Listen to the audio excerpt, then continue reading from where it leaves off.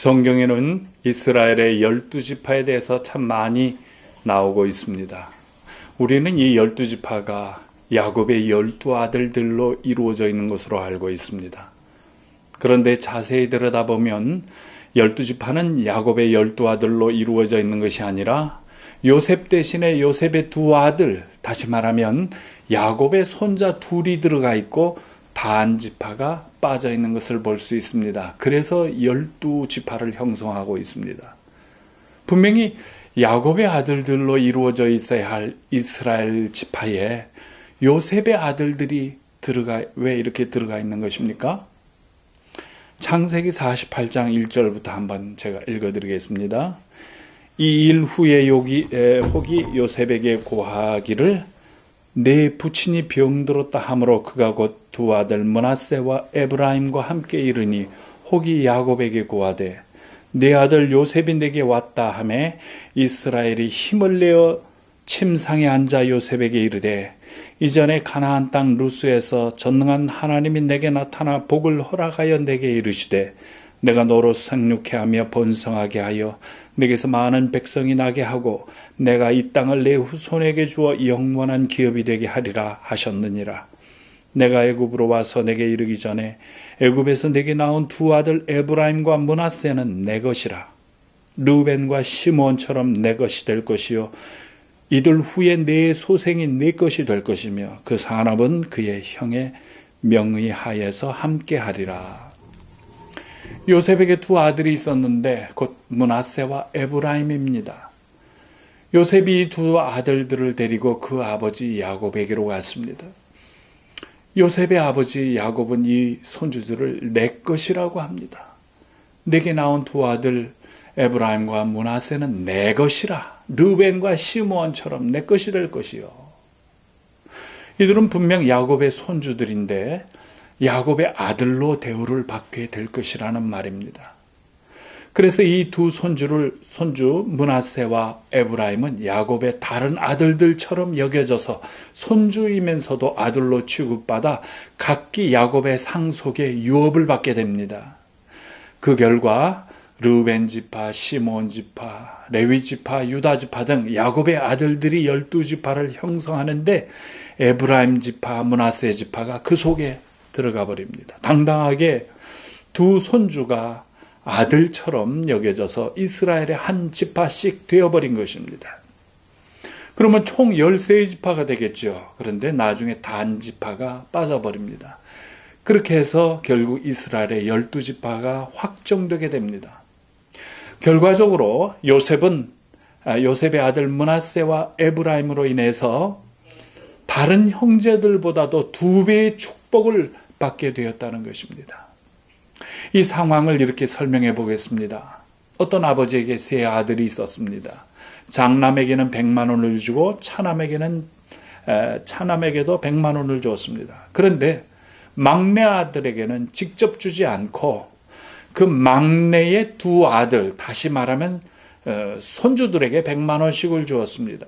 결과적으로 보면은 장남 가정에 100만 원, 차남 가정에 100만 원, 그리고 셋째 아들, 막내 아들 가정에는 200만 원이 돌아간 것입니다. 바로 이런 경우가 성경에서 이루어진 것입니다. 야곱의 손자들이 이스라엘 민족의 12지파에 당당히 들어가서 한 지파씩 들어가서 요셉이 결과적으로 2지파가 되는 장자의 축복, 장자는 2배로 주죠. 이스라엘에 있어서. 장자의 축복을 받아버린 것입니다. 그러면 왜 이렇게 됐습니까? 여기에 무슨 필경 이유가 있지 않겠습니까? 원래 야곱의 12아들 중 장남은 르벤입니다. 그런데 이 르벤이 그만 못된 짓을 해버렸습니다. 자기 아버지의 야곱의 첩과 간통죄를 범했던 것입니다. 창세기 49장에 보면 야곱이 자기 아들들을 축복기도 해주는 장면이 나옵니다.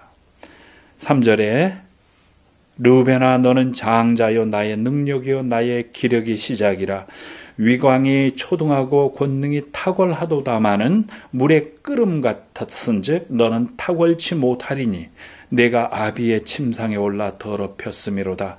그가 내 침상에 올랐었도다. 이렇게라고 이렇게 되어 있습니다. 그래서 역대상 5장 1절에는 이렇게 기록됩니다. 이스라엘의 장자 르우벤의 아들들은 이러하니라. 르우벤은 장자라도 그 아비의 침상을 더럽게 하였으므로 장자의 명분이 이스라엘의 아들 요셉의 자손에게로 돌아갔으나 유다는 형제보다 뛰어나고 주권자가 유다로 말미암아 났을지라도 장자의 명분은 요셉에게 있으니라. 이렇게 기록하면서 장자의 명분이 르우벤에서 요셉에게로 돌아간 것을 분명히 밝혀주고 있습니다. 장자의 축복이 바뀌어버린 것입니다. 가만히 있었으면 될 텐데 르우벤은 가만히 있었으면 장자의 복 2배 축복을 받을 뻔했는데 그가 미래의 이런 장자의 축복보다는 오늘 현재의 육체적 쾌락 이것을 택해버림으로 말미암아 그 복이 요셉에게로 넘어가 버린 것입니다. 에서와 똑같지요. 내일의 장자의 2배의 축복보다는 오늘의 팥죽 한 그릇을 택해버리고 말아서 장자권을 상실하는 안타까운 모습들, 이것을 성경이 보여주는 것입니다. 원래 요셉은 11번째 아들입니다. 그래서 장자권이 왜 이 둘째 아들 시므온이나 셋째 아들 레위나 넷째 아들 유다한테로 넘어가지 않고 이 11번째 요셉에게로 넘어갔을까요? 그 이유는 이렇습니다. 원래 르우벤과 요셉은 아버지는 같으나 어머니가 다릅니다. 야곱의 원부인이 둘이기 때문입니다. 르우벤은 야곱의 아내 레아의 장자이고 요셉은 야곱의 또 다른 아내 라헬의 장자입니다. 신명기 21장 15절에 여기에 대한 하나님의 법이 이렇게 기록되어 있습니다. 어떤 사람이 두 아내를 두었는데 하나는 사랑을 받고 하나는 미움을 받다가 그 사랑을 받는 자와 미움을 받는 자가 둘 다 아들을 낳았다 하자. 그 미움을 받는 자의 소생이 장자여든 자기의 소유를 그 아들들에게 기업으로 나누는 날에 그 사랑을 받는 자의 아들로 장자를 삼아 참 장자 곧 미움을 받는 자의 아들보다 앞세우지 말고 반드시 그 미움을 받는 자의 아들을 장자로 인정하여 자기의 소유에서 그에게 두 몫을 줄 것이니 그는 자기의 기력의 시작이라 장자의 권리가 그에게 있음이니라. 하나님의 약자 보호법입니다. 하나님은 이렇게 덜 사랑받는 아내를 보호하셔서 불쌍히 여기셔서 그에게서 난 큰아들이 전체의 장자라면 장자의 축복인 상속의 2배를 반드시 이 사람에게, 이 아들에게 주시도록 신명기에 법으로 정해놓으셨습니다. 덜 사랑받는 아내를 하나님께서 보호하시는 거죠. 야곱이 바로 이런 경우였습니다. 원래는 야곱은 레아보다는 라헬을 훨씬 더 많이 사랑했었죠. 그러나 레아가 먼저 르우벤을 낳았습니다. 그러니 장자권은 라헬의 큰아들 요셉이 아니라 레아의 큰아들임과 동시에 전체의 큰아들이라고 할 수 있는 르우벤에게 있었던 것입니다. 그러므로 레아의 큰아들 르우벤은 가만히 있었으면 2배의 상속을 받을 권리가 있었는데 이 아들이 하나님 앞에서 또 자기 아버지 앞에 죄를 범했기 때문에 이 장자권을 빼앗기게 된 것입니다. 이제 장자가 장자권을 상실하게 되면은 더 사랑받는 아내가 난 첫 아들에게로 장자권이 넘어가게 됩니다. 서열상 2번째로 태어난 아들에게 장자권이 넘어가는 것이 아니라 둘째 부인의 큰아들에게로 전체 장자권이 넘어가는 것입니다. 그래서 전체로 보면 서열 11번째라 할지라도 라헬의 큰아들인 요셉에게로 장자권이 넘어간 것입니다. 그래서 요셉 지파가 2지파로 되는 바람에 총 13개 지파로 늘어나게 됩니다. 그러나 나중에 단 지파가 이스라엘 지파에서 빠져버려서 결과적으로는 12지파의 숫자가 유지되게 됩니다. 참 아이러니컬하게도 르우벤은 자기 아버지의 첩과 통간을 했지요. 그러나 요셉은 그가 애굽의 시위대장 보디발의 집에 종으로 있을 때 자기 주인 보디발의 아내가 요셉한테 통간하자고 사정을 했어도 그것을 뿌리치고로 뿌리치고 밖으로 뛰어쳐나갔던 이 사실을 우리가 생각해 볼 수 있습니다. 이 두 가지가 비교가 되지요. 르우벤과 요셉. 과연 르우벤의 장자권이 요셉에게로 넘어갈 만하다는 것을 이해할 수 있습니다. 묘한 대조를 이렇게 성경이 보여줍니다.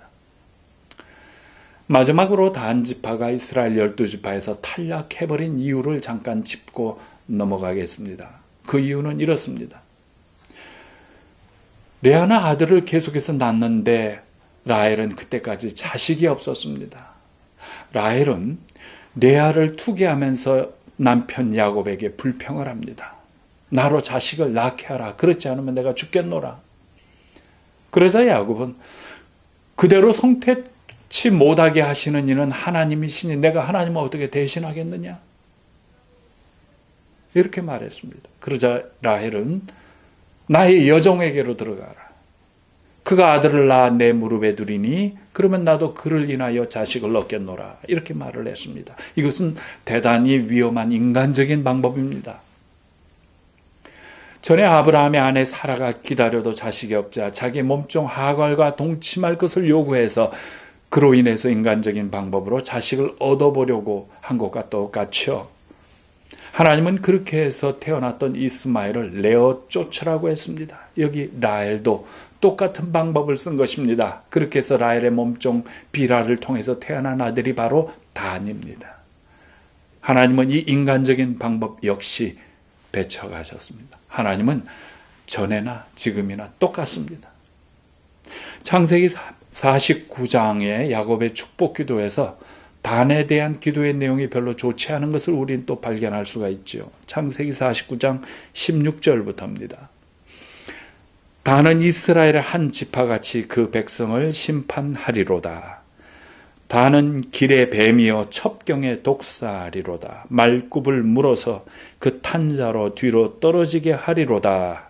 여호와여 나는 주의 구원을 기다리나이다. 참 불길한 예언들입니다. 이 과연 이 단지파는 요한계시록 7장에 나오는 인맞은 12지파의 명단에서 깨끗이 사라져버리고 말았습니다. 대신 요셉 지파가 두 지파로 되어서 당당히 들어가 있는 모습이 발견됩니다. 계시록 7장 4절 한번 제가 읽어드리겠습니다. 내가 입맞은 자의 수를 들으니 이스라엘 자손의 각 지파 중에서 입맞은 자들이 14만 4천이니 유다 지파 중에 입맞은 자가 1만 2천이요 르우벤 지파 중에 1만 2천이요 갓 지파 중에 1만 2천이요 아셀 지파 중에 1만 2천이요 납달리 지파 중에 1만 2천이요 므낫세 지파 중에 1만 2천이요 므낫세 지파가 들어갔죠. 시몬 지파 중에 1만 2천이요 레위 지파 중에 1만 2천이요 이사갈 지파 중에 1만 2천이요 스불론 지파 중에 1만 2천이요 요셉 지파 중에 1만 2천이라. 아까 므낫세가 들어갔으니까 여기서 말하는 요셉은 에브라임을 말합니다. 두 지파, 요셉 지파는 결과적으로 두 지파가 들어간 거죠. 베냐민 지파 중에 입맞은 자가 1만 2천이라. 그런데 단지파가 없죠.